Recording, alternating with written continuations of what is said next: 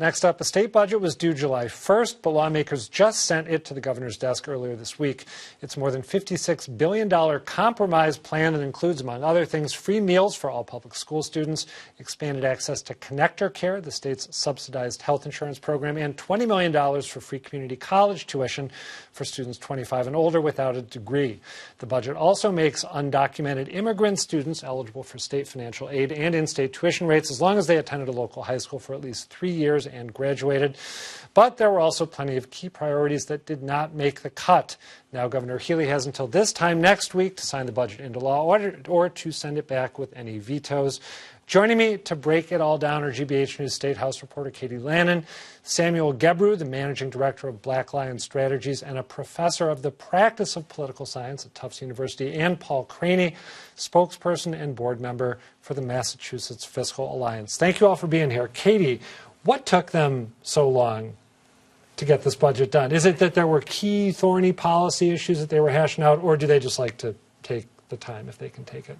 I mean, I think maybe a little bit of all of that, right? Because there are no real electoral consequences to having a late budget and no risk of a government shutdown. Yep. One thing that really complicated the process this year beyond the usual kind of House-Senate bartering or bargaining was that this year's budget incorporates the millionaire's tax money, and they were pretty far apart on how they wanted to spend that within the parameters of education and transportation.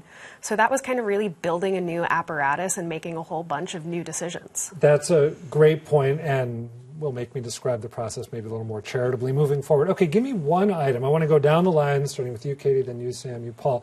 Give me one item in the budget that you think is especially significant for whatever reason, either because it's a big change, great idea, bad idea, raises future questions. What's yours, Katie?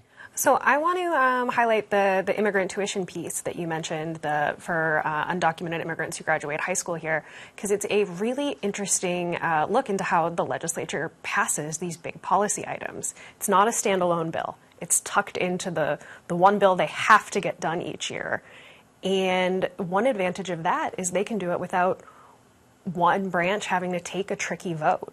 The Senate voted on that. The House did not. So there are a whole bunch of House members who might have more purple districts who never had to stake out a stance one way or another. Oh, that's interesting. Now they're insulated from potential consequences moving forward. Okay, Sam, how about you? What's one really important item? That's a really good example. My example would be the free meal for all schools, for all school children. I think it's really important. You know, it's something that we overlook, but breakfast in particular is really important. And this was something that we saw throughout the pandemic, that children, were enjoying these benefits. And I think it's a right, it's a privilege for us to have really great schools in the Commonwealth, and we should be able to have free meals for all of our school children. I'm guessing some people who've learned about this provision are going to say, well, wait a minute, why not means test it? Why should people from affluent families be getting free meals? What would the answer be? Yeah, I mean, you could argue, why don't we means test public education in general? I don't think this is one of those things that we should be means testing. It should just be provided to all of our school children. Okay, Paul, what's your one item? An item that most people don't know about, but it's a brownfield tax credit. Important to clean up the earth that's contaminated if you want to build on it or if you want to preserve that land. That was a tax credit that was set to expire. It was renewed in the budget. A lot of development, including municipal and private sector development, rely on that tax credit. Without it getting renewed, projects would stop. It would have dirty earth, dirty land. So the legislature renewed it. I thought that was important, and progress can continue to move forward to clean up the land before we use it. This is a nice, upbeat, uplifting synopsis of some big items. Okay, give me some omissions. And Katie, I want to start with you. If you two have anything that you thought was going to be in there that didn't make the cut, definitely bring it up. But Katie, what stands out for you? So one thing that's really interesting is the House had included authorization for online lottery sales in its version of the budget. The Senate, which is generally cooler to expanded gambling, did not. And that's not an issue that's going to go away, because the House had authorized online lottery to help fund child care grants, and they're really wary about using one-time revenue sources for it. But this is an item the Senate Ways and Means Chairman Michael Rodrigues told me they're interested in debating, because there are a variety of different stances on that policy within the Senate, so I don't think we've seen the last of it. And one argument for doing that would be, in addition to the additional revenue that it would provide, that right now we've got sports betting, which you can do online. Gambling has just increased massively in the last decade, so the lottery also wants to remain competitive, right? Yeah, there's a modernization push as part of it. Okay, Sam, Paul, anything that didn't pop into the budget that you expected to?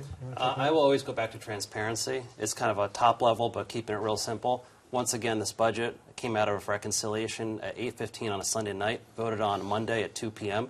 Virtually you don't think they read it all before? No, they took absolutely the vote? not. I think 4 people in the entire 200-member legislature knew what was in it, and the rest had no idea what they're voting on. And it was another missed opportunity for the public to know what's in the budget before it's voted on. This is the, I think, second time in 25 years that it was this late in the process. And not only was it this late, but it was rushed through at the last minute, and people didn't know what they're voting on. Sam, do you think that's fair criticism? Honestly, yeah, I do. I think, to Katie's point earlier, it's not a real electoral issue. There aren't going to be massive consequences on this. But I believe it was Moody's Investor Services in 2020 that criticized the state government on being late. This doesn't impact our bond payments or anything like that, but it does show poor governance. And so I do think it would be great for the Commonwealth to be a bit more on time. I liken it to the private sector. If you're running a nonprofit or a for-profit, and you have a fiscal year and you got to pass a balanced budget before that fiscal year, there's an expectation that you meet your deadline, and there isn't that same expectation here in Massachusetts. But the thing is, again, there's no risk of a shutdown, so beyond those of us who really know what's going on, who's really following this? I got to give you a chance also to highlight anything that you might have expected to see that didn't show up in the budget. I wish there was more love for the West-East Rail. There doesn't seem to be much, sort of push for it, or at least as much as I would have hoped. And so I think, we have this opportunity now, particularly with the federal government that is spending more money on infrastructure and transportation, for the Commonwealth to step up on a West-East Rail, and I haven't really seen it. And so, we've been hearing about that for so long. For so long, yeah. It's like the Green Line extension. It's talked about for decades. Is it really going to happen? Who knows? But I think when we talk about increasing competitiveness for the state, the housing crisis that we're in, ensuring that there's sort of equitable access to growth and jobs and educational opportunities, we do need infrastructure across the state that will get people to and from different places, particularly Boston, Worcester, Springfield, and Pittsfield. Katie, does the budget, as it's now constituted, as it heads to the governor, does it show that the House and Senate, even though there's jockeying over influence, and you wrote this week in our political newsletter about the debate that's been going on over rules, when to hold hearings, who gets to set the agenda. Is that a decent synopsis of what you wrote about? Okay, Absolutely. Good. Does it show that ideologically speaking, the House and Senate, which used to be thought of as pretty different, the House was thought of as more conservative, more business-friendly, the Senate is more liberal or progressive, are they by and large on the same page ideologically right now? At least on this one bill, which again has a lot baked into it, right? It's not just a spending bill. There's a lot of policy in it. But you see the House going along with the Senate on the immigrant tuition piece, the expansion of free community college to include nursing students. You see the House going along with the Senate on some of their education initiatives, like the free school meals, like a Green School Works grant program to fund clean energy projects in schools.